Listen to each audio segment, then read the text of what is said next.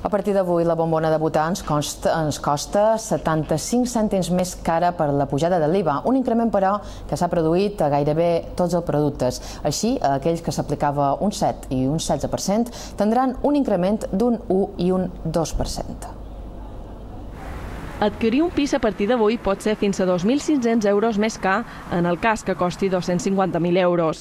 L'increment de l'IVA ha fet que molts es decideixin a comprar abans del previst i això s'ha notat en les vendes. A aquest repunt de vendes també hi han ajudat altres factors, com l'eliminació de les bonificacions per compte estalvi i per adquisició de primer habitatge, que es farà efectiu a finals d'enguany.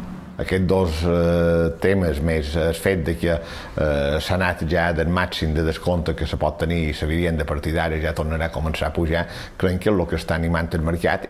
En el cas del sector de l'automòbil, l'IVA s'apuja 2 punts, un fet que, afegit a les ajudes del Plan E, ha accelerat l'adquisició de cotxes a Balears. Segons els concessionaris, però, aquest no ha estat un factor determinant per tots els clients. Hi ha gent que una pujada de 200, 400 o 500 euros d'un cotxe se'ls suporta molt de dobbers. On no s'ha notat la pujada és en els electrodomèstics. En aquest cas són els venedors els que es faran càrrec d'aquest increment, que des de l'Associació de Comerciants qualifiquen com una pedrada al consum. El consum està sota mínims i una pujada d'IVA serà una pedrada en el consum. L'únic article que s'ha venut més són els televisors. Això sí, des del sector ho atribueixen més a l'inici del Mundial que a l'increment de l'impost.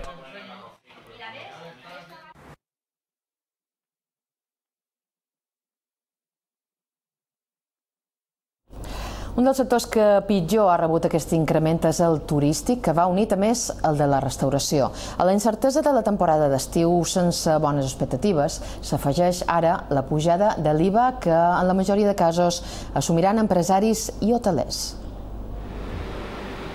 Els esforços per recuperar el quasi 1 milió de turistes que faran perdre les illes durant el 2009 s'hi afegeix ara la pujada de l'IVA, que en el cas dels hotelers s'incrementa fins al 8%.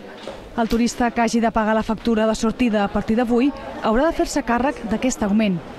A Mallorca, però, el sector depèn en gran part dels touroperadors que venen aquests paquets precontractats. En aquest cas, serà l'hotel qui n'assumeixi la pujada. Els contractes en els touroperadors els tenim signats des de fa un any i en aquests contractes no se va contemplar aquesta pujada d'IVA, amb la qual la tindrem que directament assumir els empresaris. En el cas del sector de la restauració dependrà de cada negoci. L'ajustat marge de benefici d'algunes empreses farà incrementar el compte que pagui el client.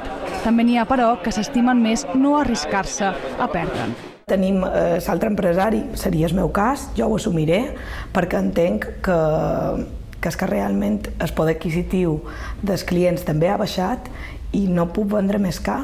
Tal vegada això me pugui fer perdre clients i creiem que no és tampoc per perdre clients.